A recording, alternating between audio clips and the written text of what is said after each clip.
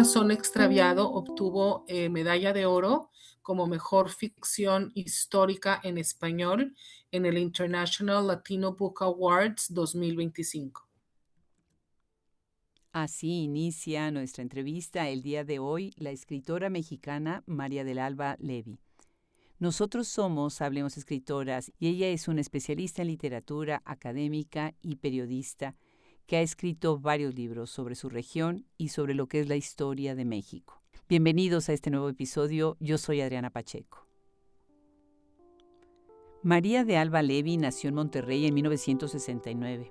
Es escritora, académica y profesora mexicana reconocida por su obra literaria y por su labor en el ámbito de los estudios literarios y culturales. Ha sido finalista en diversos premios, como por ejemplo la beca del Sistema de Creadores de Nuevo León y el Sistema Nacional de Creadores de Arte en el área de letras de la Secretaría de Cultura de México. Fue finalista del Premio Fernando Lara de Novela en España por sus novelas A través de la ventana. Y su libro Un corazón extraviado ganó medalla de oro en el International Latino Book Award.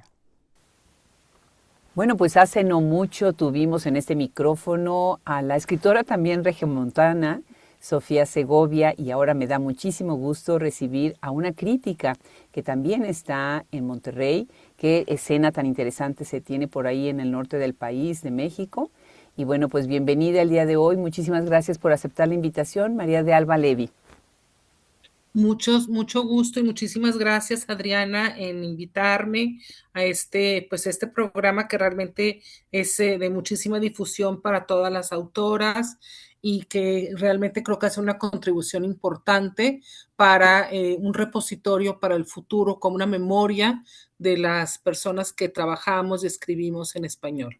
Exacto, muchísimas gracias por decirlo así. Eso es crear una memoria, crear también una historia literaria que a veces queda como invisibilizada, ¿no? Y eso es muy bueno. Estaba yo pensando ahorita que estaba haciendo la introducción que también es la casa de Janet Clarion, que es la directora y fundadora de esta editorial bellísima Vaso Roto. Así que bueno, mucho que platicar de Monterrey, ¿verdad? Cuéntanos un poco de esa escena literaria por ahí, de esa región del norte de México. Pues mira, yo creo que la escena literaria en Monterrey realmente empieza a fortalecerse a finales de los 80 con la creación del Centro de Escritores de Nuevo León.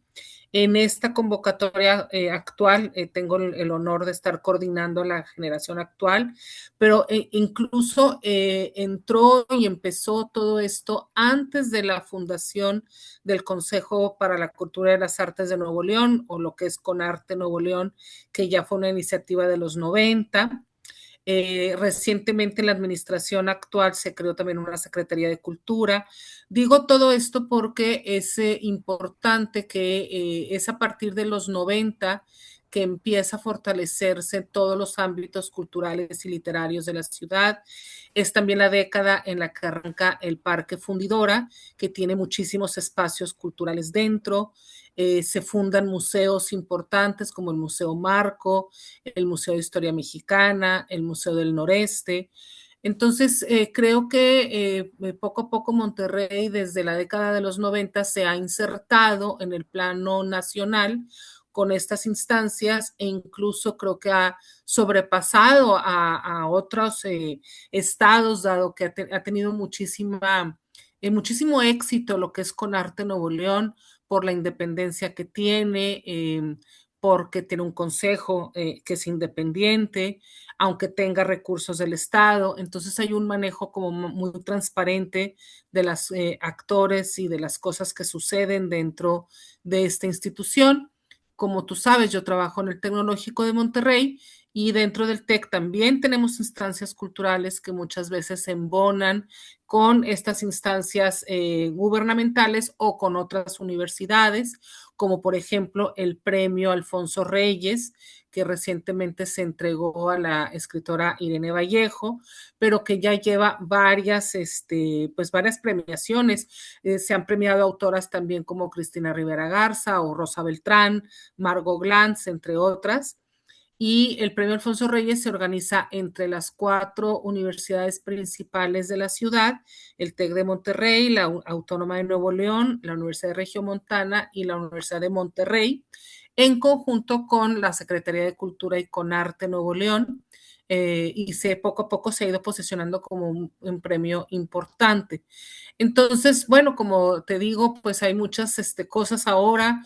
También dentro del TEC está el programa de Pasión por la Lectura, que es un programa nacional. Tú sabes que el TEC tiene campus en 32, tiene como 32 campus, alrededor de 32 campus en todo el país.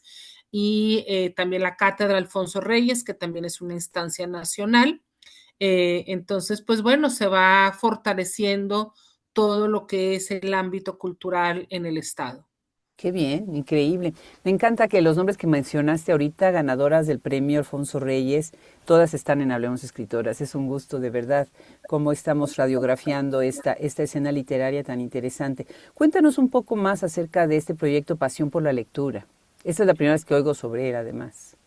Mira, Pasión por la Lectura es un programa que se creó a inicios de este milenio, digámoslo así, por ahí del 2005, por ahí 2006. Y la idea es promover la lectura principalmente entre los estudiantes, pero también entre profesores y personal administrativo del Tecnológico de Monterrey, pero no necesariamente a través de las clases, aunque las clases se pueden unir. La idea es que sea algo más natural, es decir, poder promover la lectura como un acto natural de la vida y no necesariamente como una tarea que te encargan en la clase, que es diferente. Vaya, no tiene nada de malo, por supuesto, promover la lectura en las aulas y es de hecho necesario, pero la pasión por la lectura va mucho más allá del aula. Entonces, el objetivo de este programa es pues consolidar lectores que vayan más allá de una clase, ¿no? De una cosa académica. Entonces, ¿cómo se hace? Bueno, pues se hacen recomendaciones de libros, hay listas de libros y de autores, hay diferentes eventos con escritores o escritoras, hay eventos que están relacionados a días, por ejemplo, en el mes de octubre, eventos relacionados a cosas del Día de Muertos o incluso Halloween, alrededor de febrero, literatura del amor, cosas que quizás apelan a un público juvenil, pero que se atan a textos literarios, a temas literarios, y de alguna forma pues se va embonando una cosa con la otra, ¿no? ¿Por qué no invitar a una autora de literatura negra en época de noviembre? ¿Por qué no invitar un autor que esté hablando sobre literatura amorosa en febrero? No sé, cosas así que apelan a un público joven, ¿verdad? Que es nuestra meta principal, pero crear lectores más allá de las aulas, Adriana. Qué bien. Esa es la idea. Qué bien, qué bonito, porque entonces sacas la lectura a las calles, ¿no? A los ambientes en donde la gente, pues sí tiene acceso a ellas, no, los que no llegan a la universidad o los que no pueden estar todo el tiempo, pues sabiendo qué está saliendo en el día a día, ¿no? En las librerías, en las bibliotecas. Maravilloso. Y sobre todo esto, que el estudiante no lo vea como una tarea, que el estudiante diga, ah, la lectura es para la vida. Ese es el asunto, no siempre ligarlo solo a cosas que se ven dentro de un salón de clases. Claro, claro, definitivamente. Otro de tus perfiles, María, tú eres periodista. Platícanos un poco acerca de tu formación, en dónde empiezas, qué es lo que llega primero y cómo es que después llegas a esta promoción tan intensiva de la literatura. Mira, yo estudié la carrera de letras españolas en el TEC de Monterrey. Después de eso estuve en el posgrado en Estados Unidos, estuve en UCLA, hice Latin American Studies con literatura en esos casi 2 años que viví en Los Ángeles. Y después de eso viene lo interesante que tiene que ver con el periodismo. Me fui a trabajar a la Ciudad de México y trabajé en el periódico Reforma y luego me vine a Monterrey y seguí trabajando en el periódico El Norte. Casualmente viví una época muy intensa periodísticamente hablando en la Ciudad de México por dos razones. El periódico Reforma estaba abriendo sus puertas a finales del 93 y por otra, el año 94, como todos sabemos, fue un año especialmente caótico en México como país. Arrancando el año el 1 de enero tuvimos el levantamiento armado en Chiapas. el asesinato de Colosio en marzo, elecciones en el verano, como todos sabemos, fue un año muy, muy intenso. Entonces, ser reportera en esa época fue algo que me marcó por completo para toda la vida y se ha reflejado en varias de mis novelas esta época, ¿no? Si no exactamente, sí, pues el ambiente periodístico, ¿no? O el ánimo del periodismo. El compromiso político y social también creo que yo lo adquirí también en esa época tan complicada.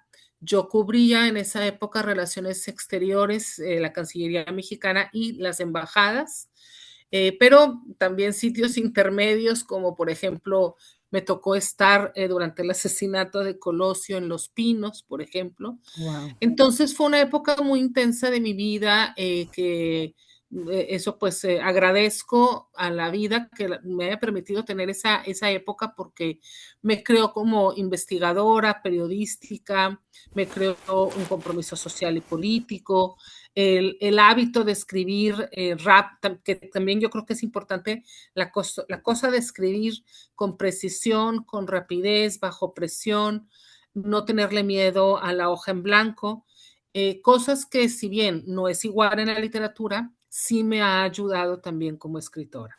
Claro, qué bien, de verdad, y qué fuerte ese periodo, cómo no, lo recordamos quienes nacimos en México, recordamos esa, pues esa década, ¿no? O sea, los 90 trajeron tantas cosas, pero desde el inicio del año con el levantamiento y con todo lo que se vino después fue fuerte. Y bueno, de repente un día decides que vas a escribir, pero ya no periodismo, ya no reportaje. ¿Cómo es ese momento, esa transición? Fíjate que siempre eso estuvo en mí. De hecho, yo tuve varios intentos de, de, de cuentos, de una colección de cuentos, por ejemplo, de una novela que acabó en la basura. Hubo varios intentos que acabaron en la basura desde que estaba en UCLA, pero no sé, no, en México yo pensaba que iba a poder escribir más, pero el periodismo me absorbió demasiado, o sea, era muchas horas de trabajo muy intenso y realmente no, pero todo me sirvió, no sé cómo explicártelo, que al final todo me sirvió y mi primera novela acabé publicándola hasta el 2005, Mm. la escribí durante mi embarazo y creo que es importante mencionarlo porque hay un personaje que está hablando con una hija, hay unos monólogos en la novela sobre una madre que le habla a la hija, A través de la no, ventana, ¿no? a través de la ventana y es una novela un poco extraña porque en esa pasaron muchas cosas en mi vida personal, por ejemplo, que me topé con una persona que había encontrado para una investigación suya las tumbas de mis bisabuelos en el Panteón del Carmen en Monterrey y me llevó a conocer las tumbas, que fue algo que disparó, fue un detonador para la novela. También mi madre me dio las memorias que mi abuelo había escrito, que luego me di cuenta que realmente no eran memorias de la vida de mi abuelo, sino que mi abuelo escribió sobre sus padres y sus abuelos más que de él mismo. Y por otra parte, también sucedió que mi esposo, en lo personal, en ese tiempo estaba casada, perdió el trabajo y entonces yo estaba embarazada, el marido sin trabajo y entré en una época de mucha ansiedad y estrés y escribía mucho por la noche, Adriana, porque no podía dormir. Wow. Entonces, mi primera novela se hizo entre esos eventos, bajo muchísima presión, muchísimo estrés y ansiedad y de alguna forma la novela me rescató de esa época difícil que viví hasta que nació la niña y todo ya empezó a tomar otro camino, un mejor camino, ¿no? Pero sí, fue así como se escribió la primera novela. Claro, claro. Bueno, ya hablaste de la primera novela. Vamos a platicar sobre tus otros libros, pero me gustaría irme a la última.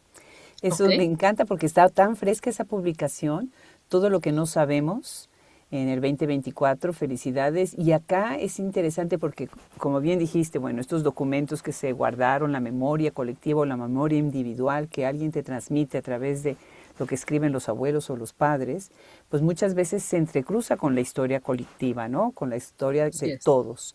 Y eso es muy bueno porque desde ese little man, de ese little person, ¿no? Se va uno a the big story, ¿no? Y ahí es en donde conectamos de un lado y del otro. Cuéntanos sobre este libro y cómo este libro va a lo regional, va a reescribir la historia de una región y además, bueno, están involucradas personas que se van a ver aludidas en el libro, ¿verdad? Así es, fíjate Adriana, a mí me interesa sobre todo no la gran historia de los personajes o los hechos, sino cómo afecta la historia a la gente común y corriente. Y también me interesa mucho la historia que no se cuenta, la que no llega a los libros de historia. Y esta novela está situada en la época de la Guerra Sucia en México, en el México de los setentas, en una época que muchísima gente ni siquiera sabe hoy en día que existió. Hay mucha gente que ignora que hubo grupos guerrilleros en México en los 70 y piensan que México 68, Tlatelolco, y luego como que hay un salto olímpico y una desmemoria hasta los 80, la caída del partido de Estado, todo lo que sucede después. Pero la década de los 70, pues es un periodo difícil en la vida nacional, donde esto que sucede, pues es el desmarasca, sí, se está como desenmascarando el partido, se está desmoronando y la guerrilla es resultado de esto, ¿no? En esa época, por ejemplo, es asesinado el fundador del Tecnológico de Monterrey, Eugenio Garza Sada, Sí. en septiembre del 73 por el grupo guerrillero denominado Liga Comunista 23 de septiembre. También en la época en la que desaparece Jesús Piedra, que es el hijo de Rosario Ibarra de Piedra, una luchadora social y la primera mujer que fue candidata a la República en México.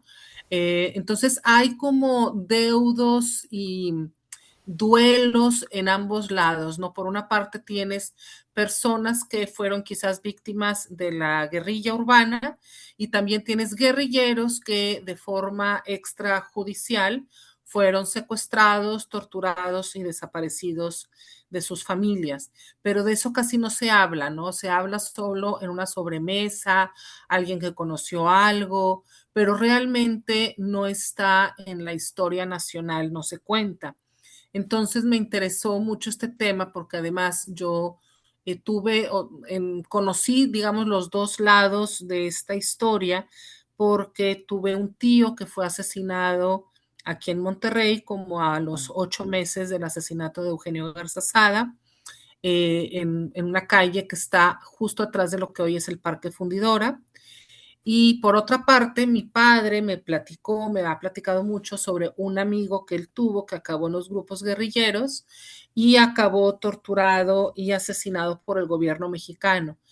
Entonces, siento que esta historia se ha contado siempre mal, Adriana, porque Mm. se cuenta, cuando se llega a contar, se cuenta como de buenos y malos, siempre como un lado o el otro, o son héroes o son villanos, no sé cómo explicarlo, pero así funciona. Y en el México polarizado en el que estamos, pocas oportunidades de conversación hay. Entonces, por eso me interesó escribir esta historia, donde se cuenta la historia del tío de forma novelada, porque hay que decirlo, esto es importante, el archivo policial de mi tío está desaparecido. Wow. No se consigue, lo busqué muchísimo y no existe. Solo hay algunas notas periodísticas de su muerte y lo que sabe la familia, eso es todo.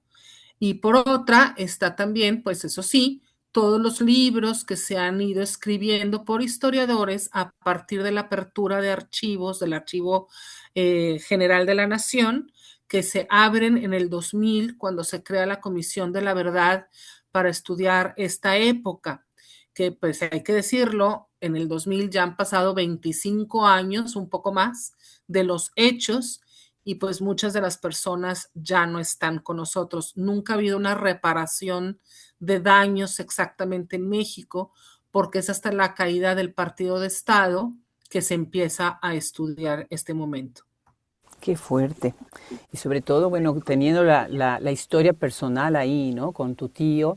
Y por otro lado, muchas de los archivos y de estas investigaciones que desaparecen, pues dejaba completamente imposibilitado a los familiares a encontrar, a dar un rastro, a seguir alguna pista y después incluso buscar justicia, ¿no? Es cierto, a veces incluso la historia del norte del país, yo nací en el centro, a veces se siente tan desconectada porque no hay esa conversación o no había esa conversación entre un lado y otro, ¿no? Definitivamente. Pues felicidades por este libro. ¿Cómo manejaste la gente que se sintió aludida ahí? Porque me imagino que has de haber tenido una respuesta siendo tan regional y bueno, quienes te leyeron ahí mismo, pues muchos han de haber también tratado de dialogar contigo sobre el libro, ¿no? Fíjate que es muy interesante, por ejemplo, el asesinato de Eugenio Garzazada, que es una persona muy conocida de Monterrey, bueno, y en el país, porque fue un empresario famoso y además fundó el TEC de Monterrey. Yo sorprendida, mucha gente me decía, sí, que fue asesinado por unos centroamericanos y que fue asesinado por unos no sé qué. Y yo decía, ¿cómo no? O sea, los grupos guerrilleros eran de las universidades del país. Es decir, las personas que estuvieron en los grupos guerrilleros eran de la Autónoma de Nuevo León, del Tecnológico de Monterrey, de la Universidad de Sinaloa, de la UNAM, de la Ibero, del ITAM, o sea, eran jóvenes universitarios, pero eso es parte del tabú, Adriana, porque es más fácil, por ejemplo, decir que en Chiapas hubo un levantamiento armado de indígenas con el subcomandante Marcos, pero las buenas conciencias no toleran que hayan sido estudiantes universitarios clase medieros quienes organizaron la guerrilla urbana de los 70. Entonces, como que la gente se quiere separar de eso y no quiere hablar de que en su familia ocurrió algo que está ligado a eso, ¿no? Entonces, hay muchísimas mitomanías en torno a lo que sucedió en esa época, ¿no? Por otra parte, como el gobierno mexicano participó de forma haciendo actos extrajudiciales, pues también eso no se tapó por muchos años, ¿no? Entonces es bastante complicado, pero es interesante que la gente quiere saber más, porque como lo ignoraba, quiere saber qué fue lo que sucedió, ¿no? Entonces Claro. es interesante. Por supuesto, sí he tenido, hay que decirlo, pues personas que están más de un lado o del otro, les cuesta trabajo entender el otro lado. Entonces, eso pues sí es difícil dentro de la novela, ¿no? Por otra parte, yo lo que traté es sujetarme a los hechos comprobables en notas periodísticas y en las investigaciones para lo que sucedió con los grupos armados de la guerrilla, ¿no? Lo que está más ficcionalizado, pues es la historia más, digamos, personal del asesinato del tío, porque como te digo, no está el archivo policial, solo las notas periodísticas que sí las usé. Y sobre todo creo que es importante en esta historia hablar del duelo de una familia en la que es asesinado un padre de familia que tiene 4 hijos pequeños y cómo se vivió ese duelo en el seno familiar, que tiene mucho que ver con los silencios y los secretos, de eso no se habla, de eso no se pregunta, de niños no podíamos preguntar por el tío, porque constituía también un tabú muy doloroso, ¿no? Entonces, como ves, es bastante enredado y complejo este tema. Claro, claro, esto que dices ahorita de los silencios y de qué se puede decir y no. Y bueno, ahorita quienes están escuchando, estamos conversando con María de Alba Levi, investigadora de la zona norte de México. Y algo que acaba de mencionar ahorita, María, acabas de decir una frase que para los que leemos literatura en español, pues es importante, las buenas conciencias, ¿no? Nos remite este libro de Carlos Fuentes y a una sociedad y a una visión de la vida, ¿no? Muy particular, en donde muchas veces impera también la doble moral, ¿no? Y eso es también un poquito, pues, lo que estás diciendo, ¿no? No nada más es cuestión de la sociedad, sino también de qué quieren ver o qué no quieren ver y de cómo reciben las noticias y las digieren, o cómo las noticias se les alimentan, porque también hay que reconocer eso, ¿no? Después la media maneja como ellos quieren la historia, ¿verdad? Eso es importante. Pues vamos a seguir con otro libro que me parece muy importante, que es El corazón extraviado. Ese lo publicas en el 2022 Y acá es otro tema completamente distinto que a la vez es interesante porque sí regresa a lo regional, pero vas a una generación que es la generación del 27 español, que a mí me llama muchísimo la atención todos los trabajos que se hacen sobre esta generación. Recordemos que México recibió una gran cantidad de exiliados que llegaron de España. Y bueno, cuéntanos sobre Un corazón extraviado. Mira, Un corazón extraviado es una novela que tiene que ver específicamente con dos cosas. Un poeta exiliado español en nuestro país, que es Pedro Garfias, que no es muy conocido, no es de los poetas más conocidos de esta generación y tampoco de los que llegaron aquí a México. Es decir, no todo el mundo ha escuchado hablar de él.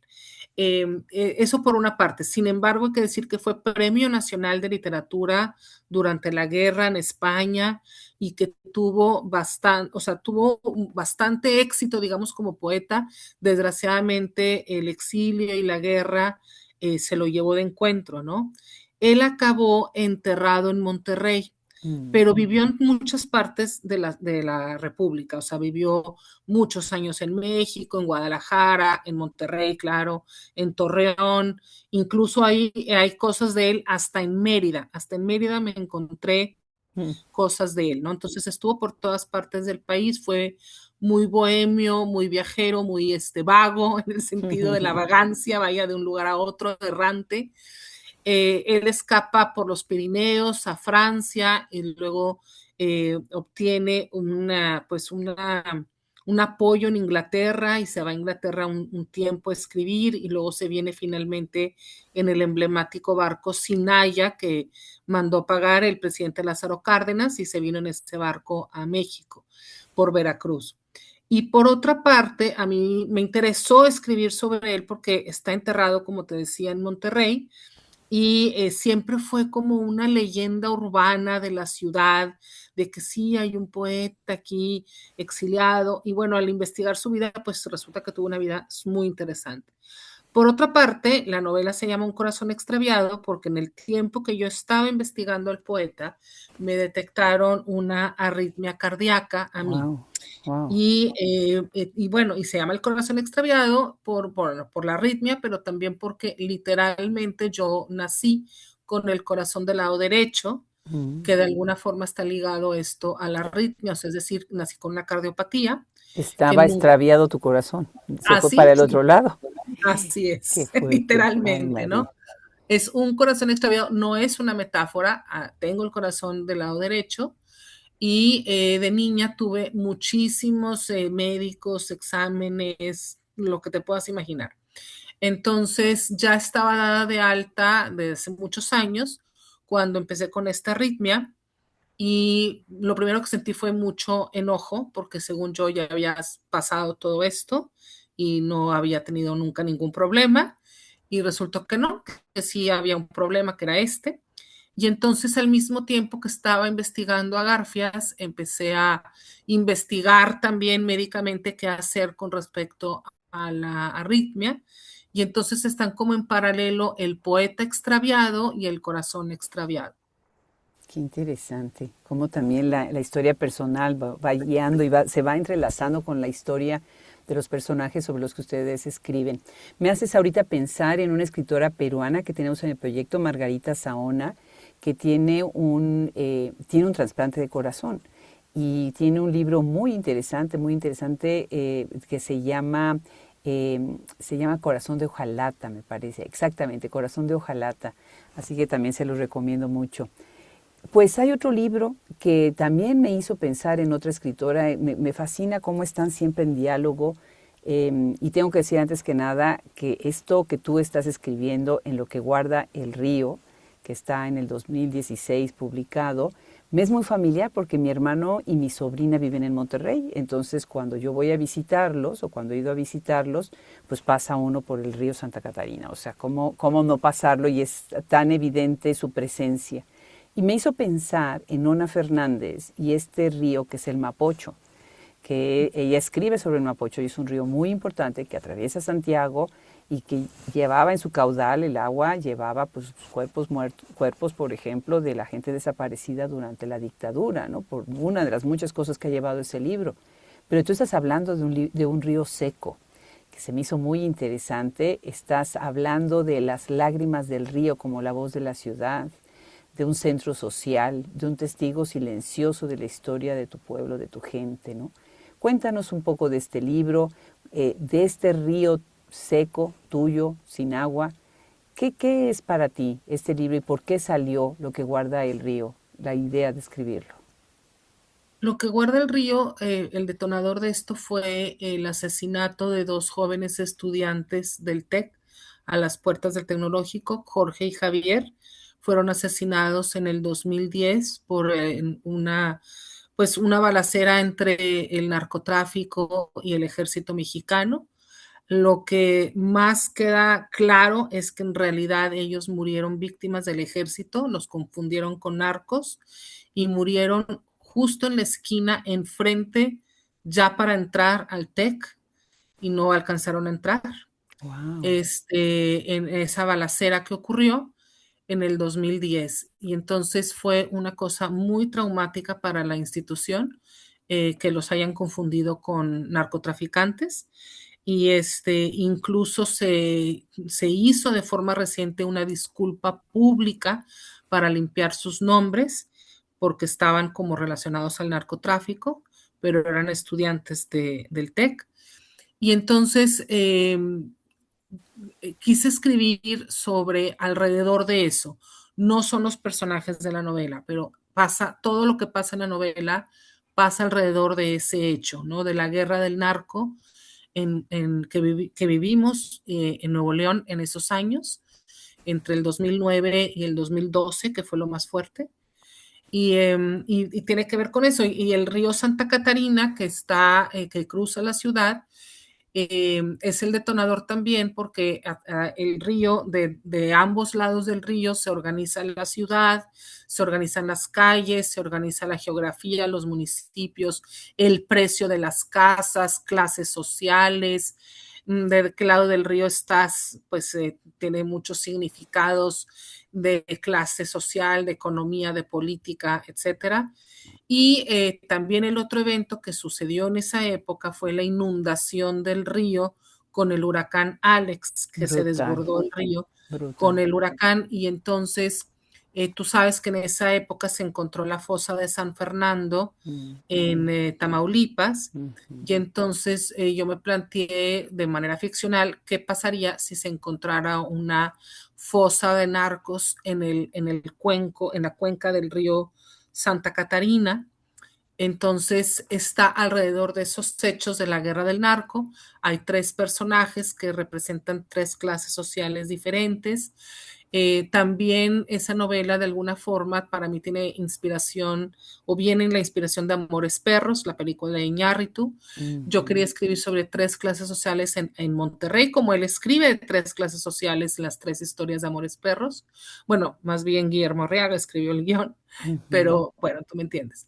Entonces, teníamos acá un albañil, que es el que encuentra la fosa en el desagüe del río. Hay una reportera que está buscando un camión de migrantes desaparecido, que luego está ligado a la fosa. Y hay un joven preparatoriano de clase alta que está muy confundido en la vida, pero enfrentado al asesinato de los estudiantes del TEC empieza a hacer trabajo, pues digamos, social y también está ligado a esta narcofosa. Entonces son tres personajes que no se conocen, que nunca han tenido ninguna relación, que difícilmente la podrían tener, salvo en esas circunstancias extremas de la guerra del narco o bien de la naturaleza con el huracán, que finalmente ambas cosas afectan a toda la población y no distinguen clases sociales, ¿no? Claro. Ahorita que te estoy escuchando, hace poco conversé con Lidiet Carrión, que tiene una investigación enorme sobre feminicidio en la zona de Catepec, y lo que conversábamos, le decía yo, es que lo importante que ustedes hacen es también proporcionarnos un vocabulario, un léxico para poder darle nombre y palabra, y con eso forma a las cosas que suceden. Y tú acabas de usar un término que para muchos ha de ser completamente desconocido, pero tristemente para nosotros es muy familiar, ¿no? Narcofosa. Eso es una de las muchas palabras que hemos tenido que aprender, ¿no? Y bueno, toda esta conversación que estamos llevando con María, han salido muchos temas y han salido muchas palabras que son el reflejo de esta fascinación que también tiene para escribir sobre memoria, sobre cuerpo, sobre maternidad, sobre dolor. Y de ahí viene un libro con una editorial que queremos mucho, Bonilla Artigas, es una gran editorial que tenemos en Hablemos Escritoras en nuestro repositorio. Cuéntanos un poco, ya se nos está acabando el tiempo, pero brevemente platícanos sobre memoria y escritura del cuerpo, un estudio de la sexualidad, la maternidad y el dolor.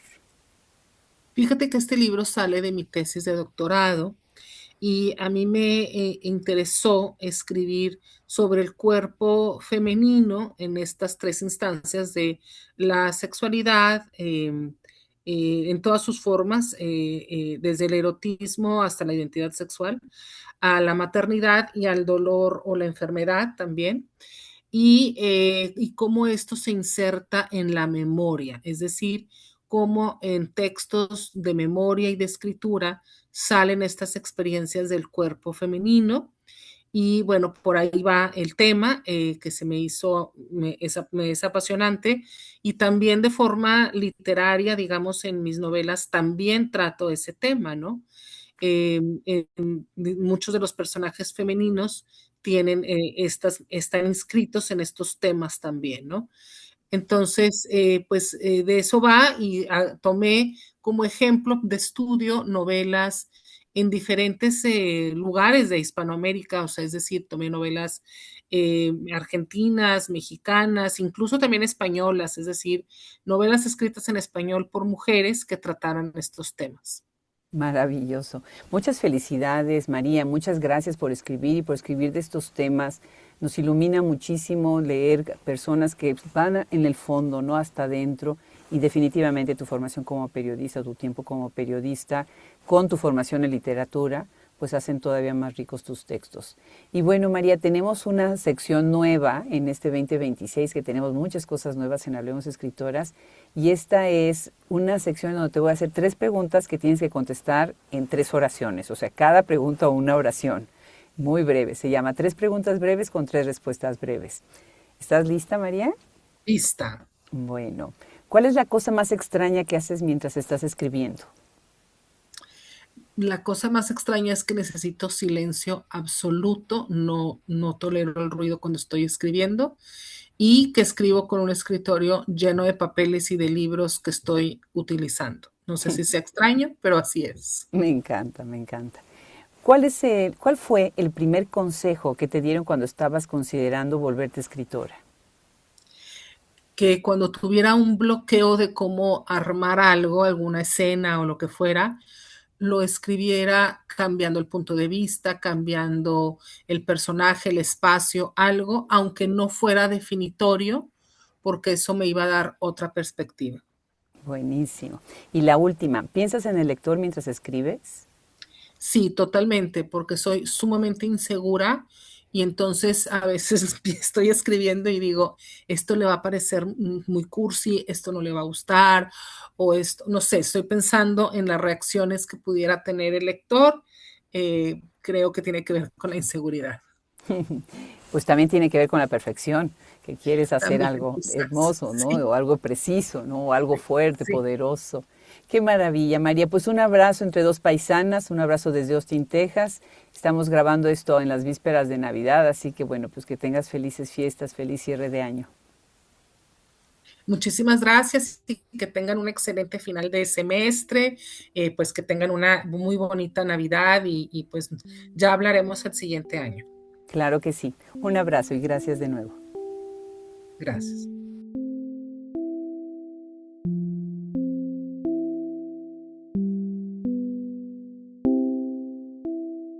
Pues muchísimas gracias el día de hoy a María del Alba Levy por esta entrevista tan interesante. Hablemos Escritoras es literatura, entrevistas, reseñas, audiolibros, documentales, traducción y la enciclopedia más grande del mundo en escritoras de origen hispanohablante. La producción de Hablemos Escritoras es por Adriana Pacheco y Andrea Macías.